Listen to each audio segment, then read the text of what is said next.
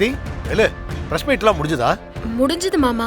அப்பா, விக்ரம் தென்னரசு செஞ்ச எல்லா முறைகேட்டையும் ஆதாரத்தோட பிரஸ் மீட்ல சொல்லிட்டாரு.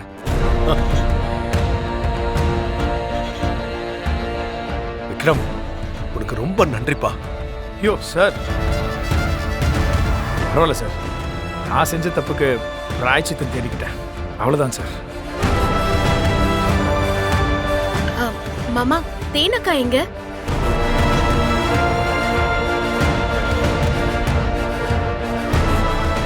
தென்னரசு கிட்ட இருந்து தப்பிச்சு ஓடும்போது தேனுக்கு வயித்துல அடிபட்டுடுச்சுமா.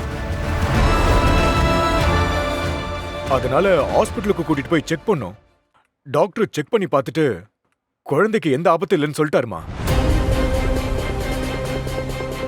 அதுக்கப்புறம் தேனை பாதுகாப்பான இடத்துல வச்சுட்டு நேரம் இங்கதாம்மா ஓடி வரும். அப்பா, அன்னைக்கு எந்த பிரச்சனையும் இல்லையப்பா? இல்லப்பா, ஒன்னும் பயம் இல்ல. தேனு நல்லாதான் இருக்கா. சக்தி, இனி தென்னரசால நம்மள ஒண்ணுமே செய்ய முடியாதுமா.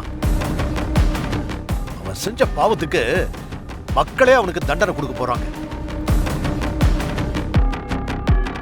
கண்டிப்பா தேர்தல் ஆணையம் அவன் மேல நடவடிக்கை எடுக்கும்.